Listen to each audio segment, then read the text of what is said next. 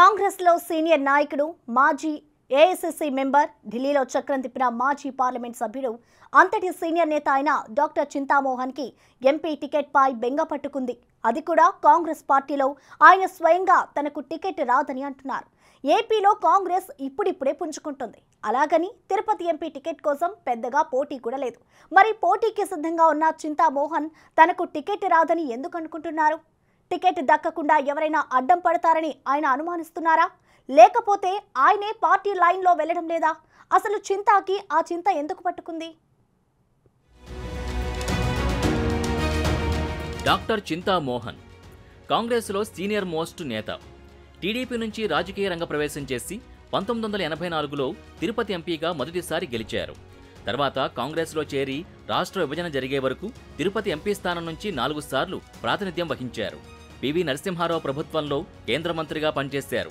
టీడీపీలో రాజకీయ ప్రస్థానం ప్రారంభించినప్పటికీ టీడీపీ మీద, చంద్రబాబు మీద నిరంతరం విమర్శలు చేస్తున్న వారిలో ముందుంటారు చింతామోహన్.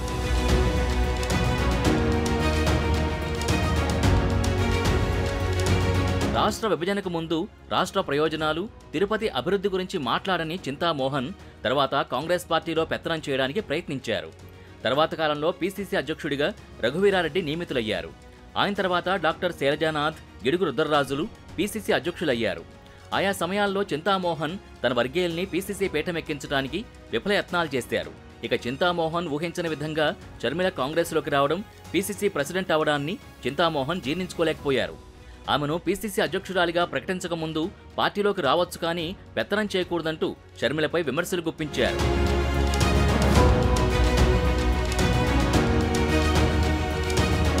కాంగ్రెస్ పార్టీ అమరావతి రాజధానికి కట్టుబడి ఉందని రాహుల్ గాంధీ, సోనియా గాంధీలు సహా కాంగ్రెస్ ముఖ్యులంతా అంటుంటే చింతామోహన్ మాత్రం ఊరందరిది ఓదారి, ఉలిపి కట్టది ఒకదారి అన్నట్టు తిరుపతిని రాజధాని చేయాలంటూ తిరుపతి నియోజకవర్గంలో ప్రతి చోట ర్యాలీలు నిర్వహించారు. దీంతో పాటు తిరుపతిలో జరిగిన కాంగ్రెస్ పార్టీ ప్రత్యేక హోదా డిక్లరేషన్ సభలో ప్రత్యేక హోదా గురించి మాట్లాడకుండా తనదైన శైలిలో తిరుపతిని రాజధాని చేయాలన్న డిమాండ్ వినిపించారు. ఇదందరూ ఒప్పుకుంటున్నారు. తిరుపతి ఎక్కడ? తిరుపతిలో ఏర్పేడు నుంచి మరి రాపూరు దాకా 1,00,000 ఎకరాల ప్రభుత్వ భూములు ఖాళీగా ఉన్నాయి. ఈ ఖాళీగా ఉన్న భూముల్లో రైతులకి మనం పరిహారం ఇవ్వాల్సిన పనిలే, ₹1 ఖర్చు పెట్టాల్సిన పనిలే, నీళ్లకు ఇబ్బంది పడాల్సిన పనిలే. కండలేరు ఉంది. మరి వాతావరణం మంచి వాతావరణం, హైదరాబాద్ కంటే మంచి వాతావరణం.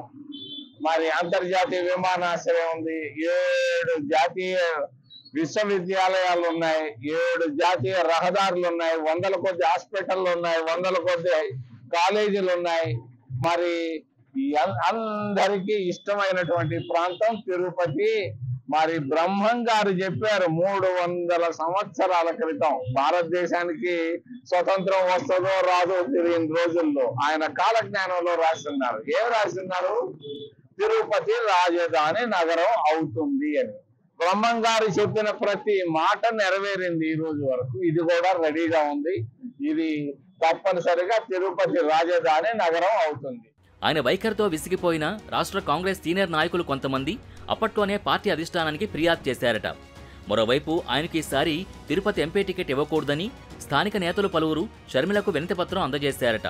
అయితే ఈసారి తన కుమార్తె కూడా రాజకీయ రంగ ప్రవేశం చేస్తుందని ఇప్పటికే ప్రకటించిన చింతామోహన్ ఆ అమ్మాయితో కలిసి తిరుపతి పార్లమెంటు వ్యాప్తంగా పర్యటనలు కూడా చేశారు.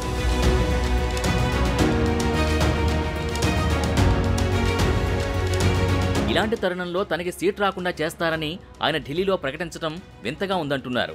ఏపీలో పార్టీ బలంగా లేని చోట ఆయనకు టికెట్ ఎందుకు దక్కదు? అవసరమైతే తిరుపతి, చిత్తూరు ఎంపీ సీట్లు రిజర్వ్డే కదా, 2 చోట్ల నుంచి పోటీ చేయమని తిరుపతి కాంగ్రెస్ నాయకులు సెటైర్లు విసురుతున్నారు.